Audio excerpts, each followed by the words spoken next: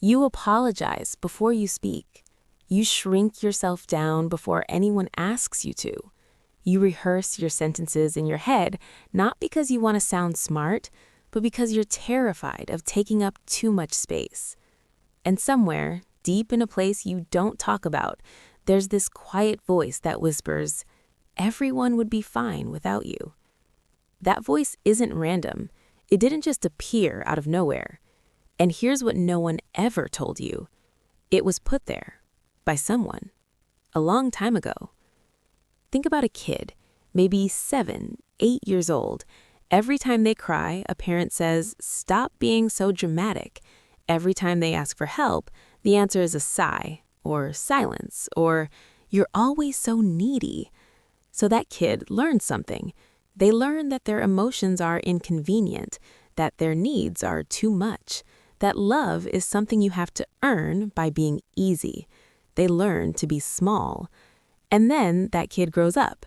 They become you, or me, or the person sitting next to you who always says, "I'm fine," when they're not.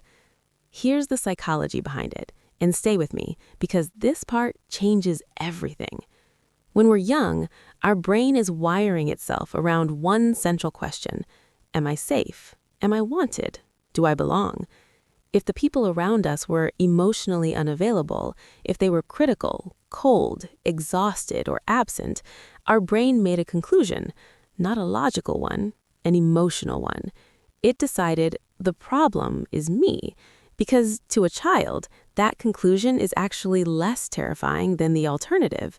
If the problem is you can change, you can try harder, you can be better. But if the problem is the person you depend on for survival, that's unbearable. So you chose to believe it was you, and that belief became the lens through which you see everything, every relationship, every interaction, every time someone seems annoyed or distant or quiet. Pause for a moment here. Think about the last time you asked someone for a favor, a simple one, maybe to help you move something or to reschedule plans. Did you over-apologize?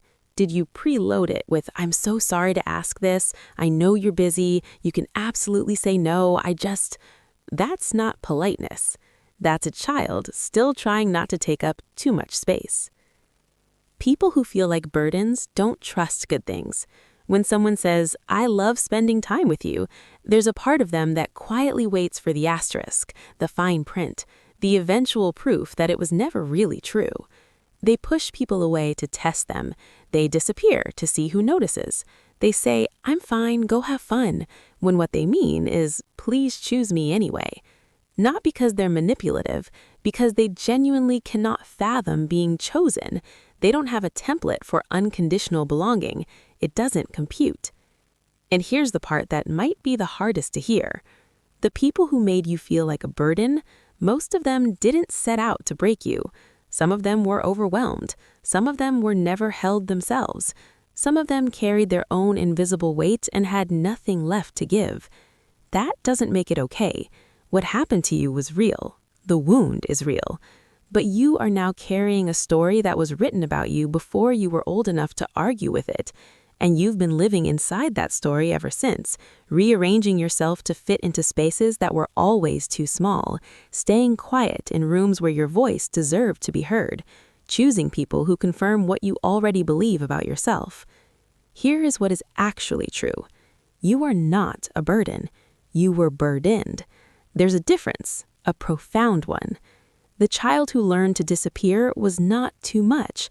They were given too little. Too little warmth, too little reassurance, too little proof that they mattered just by being alive. You don't need to earn your place in this world.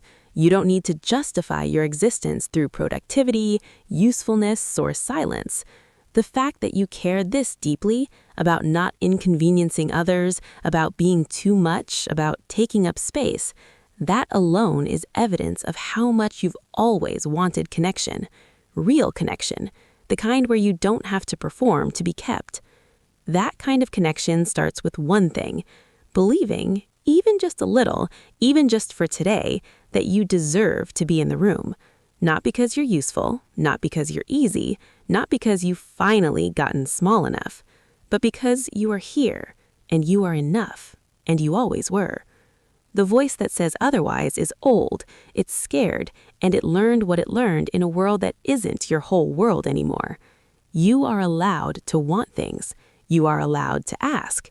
You are allowed to stay.